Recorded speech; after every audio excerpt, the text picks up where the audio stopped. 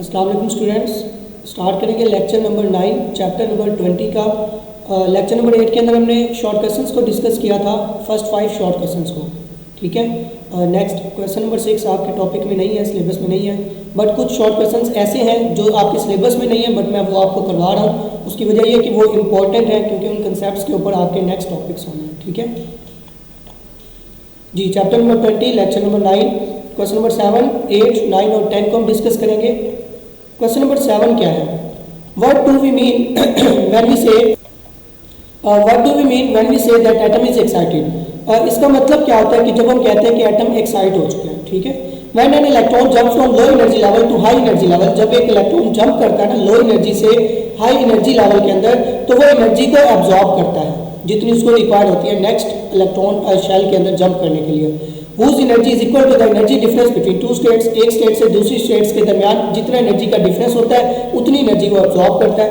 And the atom is said to be excited, तो उसको हम कह देते हैं कि वो एटम क्या हो चुका है, एक्साइट हो चुका है। ठीक है, जब भी एक इलेक्ट्रॉन ने जंप करना है लो एनर्जी से हाई एनर्जी वाले शेल में, तो वो पहले एनर्जी एब्जॉर्ब करेगा। जैसे उसको एनर्जी मिल जाएगी जितनी उसको जंप करने के लिए रिक्वायर्ड होगी, तो जैसे वो उसकी एनर्जी मिलेगी तो हम उसको कह देंगे कि वो क्या हो चुका है, एक्साइट हो चुका है।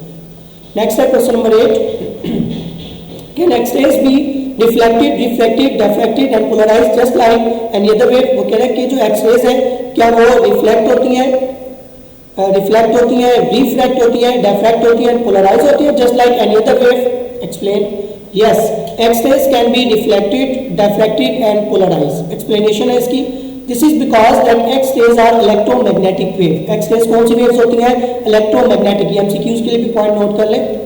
As the wavelength of X-rays is much shorter than the ordinary light, क्योंकि जो वेवलेंथ होती है ना एक्स-रेज की वो आम लाइट से क्या होती है, स्मॉल होती है, शॉर्टर होती है। So the circumstances for this phenomena may be different, तो इन तमाम फिनोमेनास के लिए जो सर्कमस्टांसेस होते हैं, जो हालात होते हैं वो डिफरेंट होते हैं। फॉर एग्जांपल मिसाल के तौर पर जैसे जो एक्स-रेज है वो सिर्फ और सिर्फ क्या हो सकती है, डिफ्रैक्ट हो सकती है। कहाँ से?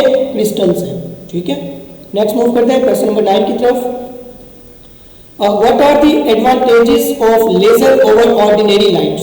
कि जो लेजर लाइट है इसके क्या फायदे हैं एज कम्पेयर टू आम लाइट के, ऑर्डिनरी लाइट के। देखिए लेजर लाइट आप लोगों ने यूज की होगी, रेड कलर में ज्यादातर यूज होती है ये, तो आप देखें उसके क्या फायदे होते हैं। नंबर 1 इसका जो एडवांटेज है, number 1 it is intense beam of light, इसकी जो इंटेंसिटी होती है वो ज्यादा होती है। It is monochromatic, it is unidirectional, it is coherent, it can be sharply focused to a very fine spot. ठीक है, नंबर 1 चीज इसकी इंटेंसिटी ज्यादा है, इसको आप शार्पली फोकस कर सकते हैं किसी एक पॉइंट के ऊपर, ये फैलती नहीं है, इसकी डायरेक्शन यूनिडायरेक्शन होती है। तो ये इसके सारे के सारे क्या है, एडवांटेज है। आम अगर बल्ब यूज कर लें तो उसकी रोशनी पूरे रूम के अंदर फैल जाती है। ठीक है, अगर आप उसी रूम के अंदर एक लेजर लाइट ले जाए तो आप उसको सिर्फ एक पॉइंट के ऊपर फोकस करेंगे और जिस पॉइंट के ऊपर वो लाइट फोकस हो रही होगी उस पॉइंट के ऊपर रोशनी होगी, अदरवाइज पूरे रूम के अंदर वो जो है वो डार्कनेस होगी।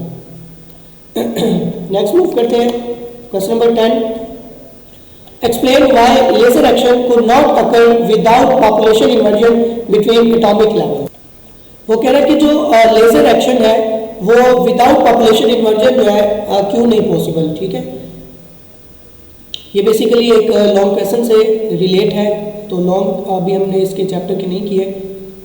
If number of atom in metastable state is not greater than those in ground state, वो कह रहा है कि जो अगर नंबर ऑफ एटम्स जो है मेटास्टेबल स्टेट के अंदर वो ग्रेटर नहीं होंगे ग्राउंड स्टेट से। कुछ इलेक्ट्रॉन्स होते हैं, कुछ एटम्स होते हैं, पहले वो ग्राउंड स्टेट के ऊपर होते हैं, कुछ एक्साइटेड के अंदर होते हैं। जिनके पास एनर्जी कम होती है वो ग्राउंड पे रहते हैं, जिनके पास एनर्जी ज्यादा होती है वो कहाँ पे रहते हैं, एक्साइट स्टेट के अंदर रहते हैं। तो incident photon will be absorb by atom in the ground state, तो जो भी इंसिडेंट फोटोन आएगा वो कहाँ पर अब्सॉर्ब होता जाएगा, ग्राउंड स्टेट के अंदर। These atom are excited to metastable state, तो जैसे ही उनको एक्साइटेशन होगी, जैसे उनको एनर्जी मिलेगी वो मूव कर जाएंगे, जंप कर जाएंगे कौन सी स्टेट के अंदर, एक्साइटेड स्टेट यानी कि मेटास्टेबल स्टेट के अंदर। In this case laser amplify could not occur, hence the rate of induced absorption will be greater than the rate of stimulated emission। तो यहाँ पर वो यही बात कह रहा है कि इस केस के अंदर जो है वो लेजर एम्प्लीफिकेशन जो है वो पॉसिबल नहीं हो पाएगी। ठीक है, तो नेक्स्ट इंशाल्लाह हम कुछ इस चैप्टर के जो इम्पोर्टेंट शॉर्ट क्वेश्चन है जो कि चैप्टर के अंदर से बन सकते हैं वो इंशाल्लाह हम डिस्कस करेंगे इससे नेक्स्ट लेक्चर में। थैंक यू, अल्लाह हाफिज़।